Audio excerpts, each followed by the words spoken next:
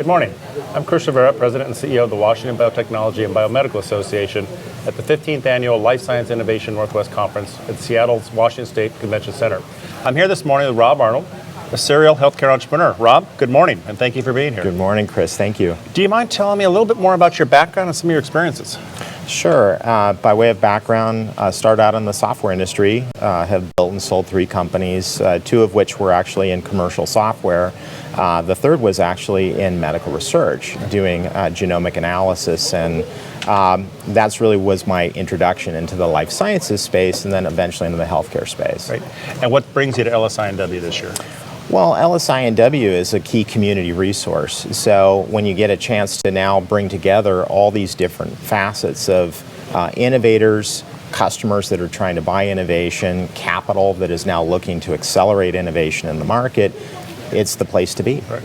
Can you tell us a little bit about maybe some of the projects you're currently working on? Yeah, so as somebody that's been doing innovation for a while, there's a suite of projects. I call it a portfolio of projects. Some are community-based and some are commercially based. Okay. And the projects really range from how do we use our community resources to now accelerate innovation. And not just the life sciences, but also some of the information technology tools and so forth, because we're going through this renaissance period in healthcare that's driven by more of a consumer-based model. Right. And when you mention kind of this renaissance, tell me a little bit more about your thoughts. How are you seeing traditional healthcare integrating now with information technology? Well, it's really fascinating because we have so many digital experiences in our lives today, whether it's movies or music or travel or banking or whatever. Healthcare doesn't offer that. And I think that's something that clearly in our DNA in Seattle, we have the know-how. We know how to do customer service. We know how to do innovation. We've got these great provider networks. And we also have capital resources. So eventually something's going to converge around those ideas. Right. You mentioned the word converge. I understand you're working on an initiative that we've been partnering with a number of community organizations called Convergence. Can you tell us a little bit more about that? Yeah, and this is something I'm super excited about. And it's a longer term initiative. It's something that's not going to be solved overnight.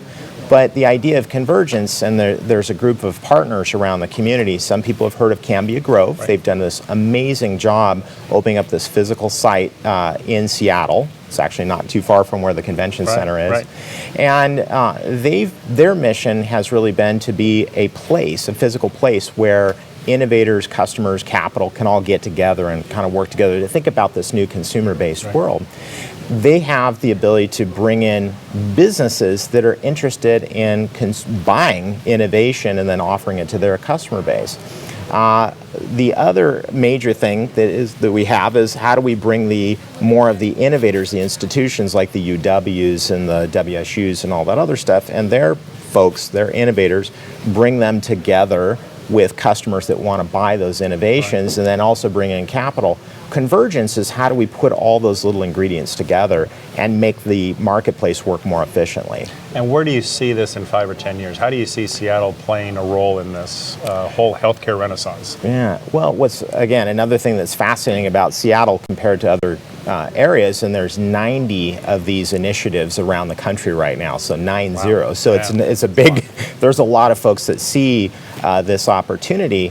And I think what makes Seattle special, if you look at what's in our DNA and our companies, we believe in building great product, we believe in quality, we believe in customer service, and you can list all those different companies, the Starbucks, the Amazons, the Costcos, that have been able to do things at great scale. And then you've got innovators like the Microsofts and so forth.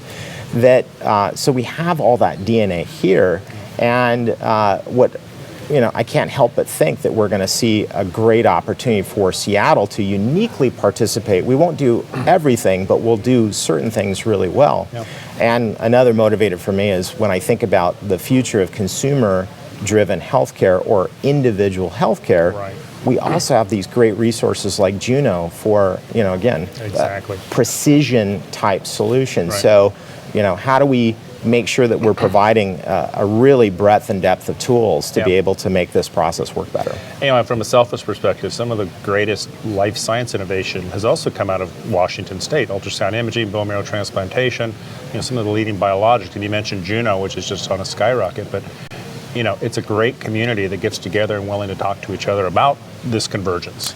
That's exactly right. I can't think of, there's only a handful of places if you're a fan of Thomas Friedman where he described the world as flat. Right. Well, in healthcare innovation, the world is actually spiky, meaning that there's only certain centers that have enough critical mass and enough expertise to be able to participate. Seattle's clearly one of them. Right, great. And so you're moderating a panel later this morning. Tell me a little bit about some of the panelists and what do you hope to bring out as part of the conversation? Well, we're going to, I think that's the other great thing about Life Science Innovation Northwest.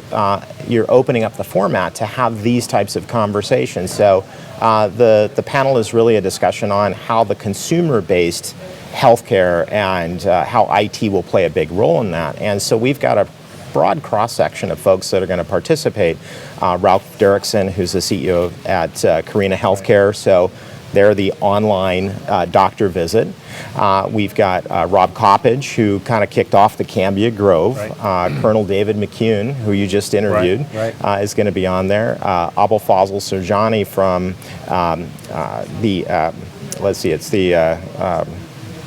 he's got a different company that is actually doing concierge-based medicine.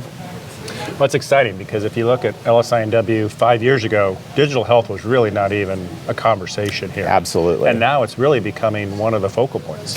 It really is an amazing time. Again, so much of it is in fact timing. The technological expertise has been here. The issue has been, is the marketplace ready? And we've had transitions with the Affordable Care Act and now the accountable care organizations and so forth, which means the business model of healthcare is changing. The old model was how many more services can you push through the system? Right. Now it's moving to a value-based plan. So that changes, that business model change and kind of an understanding that healthcare consumes so much of our economy, but very little of our actual health is related to that spend. One of our keynotes yesterday, Helen Roche from Philips Imaging, talked about big data. She's really, we have plenty of data. We've got plenty of data. It's integrating the data across the spectrum. Can you touch a little bit on that and your thoughts around that? Yeah, and this is an area that I'm deeply involved in right now.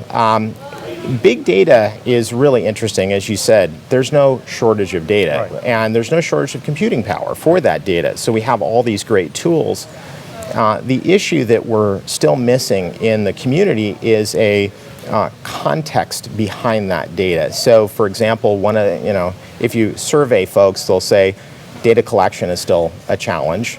Data, and I'll use a technical term, data normalization is a challenge. How do you kind of bring these data sets together and kind of make them work? But what I see is really a huge gap is that having people with the training to understand the context and the relevancy behind the data, and then having the statistical knowledge to be able to make that data useful by an end customer. It is something that over time is going to be an enormous opportunity, and we have so much of that DNA here, both in the application level, but then also in the computational level. Fantastic. Any final thoughts regarding the conference or where you see things going? Well, I'm optimistic. I'm really excited about where we're going as a community, how we're going to participate, the conversations that are happening now. Change is never easy. Right.